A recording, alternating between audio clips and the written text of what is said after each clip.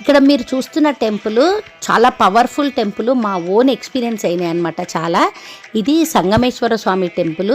సంగాయిలొంక అంటారు. వికారాబాద్ డిస్టిక్ మదనపల్లి దగ్గర ఉంటుంది. ఇది సంగాయిలొంక అని ఎందుకు అంటారంటే సంగమేశ్వర స్వామి టెంపుల్ కాబట్టి, ప్లస్ లోయలాగా ఉంటుంది అక్కడంతా కూడా ప్రాంతము. దానివల్ల సంగాయిలొంక అని పేరు వచ్చింది.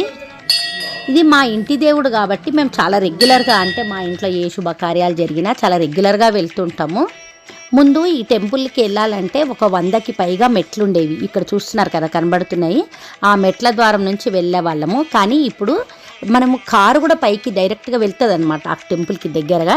అన్ని వెహికల్స్ కూడా ఈజీగా వెళ్తాయి అక్కడికి. ఇప్పుడు ఇక్కడ చూస్తున్నారు కదా పెద్ద పెద్ద చెట్లతో చాలా పీస్ఫుల్గా మనసుకు హాయిగా అనిపిస్తుంది అక్కడికి వెళ్తే. ఇక్కడ గుండం కూడా ఉంటుంది. మా దగ్గర పిల్లలకి పుట్టు వెంట్రుకలు తీయడానికి వచ్చినప్పుడు ఈ గుడికి వస్తాం కాబట్టి ఇక్కడ ఆ గుండంలోనే స్నానం చేయిస్తాము. మా ఇంట్లో మా బావగారు కూతురు మ్యారేజ్ అయిందనమాట రీసెంట్గా.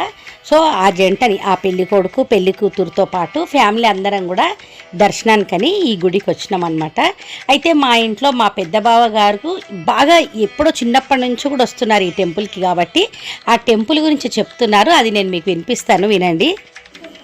ఇక్కడ వికారాబాద్కు దగ్గరలో కొత్తగడ అని గ్రామం ఉంది. అక్కడి నుంచి ఒక 3 కిలోమీటర్ దూరంలో మదనపల్లి అనే గ్రామం ఉంది.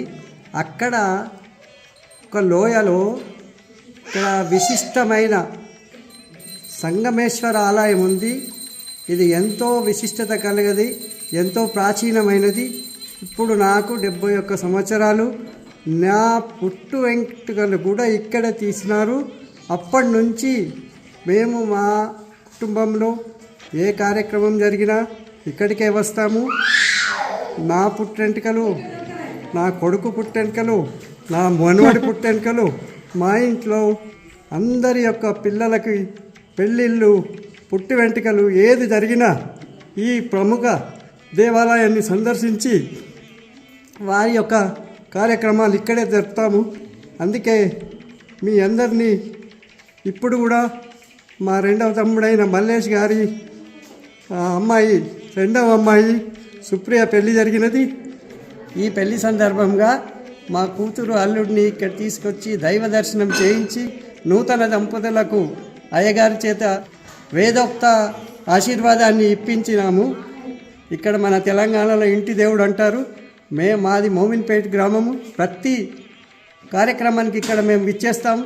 మీరు కూడా ఇక్కడ విశిష్టమైన సుందరమైన ప్రదేశంలో ఉన్న ఈ ఆలయాన్ని దర్శించి తరించగలని కోరుతున్నాను.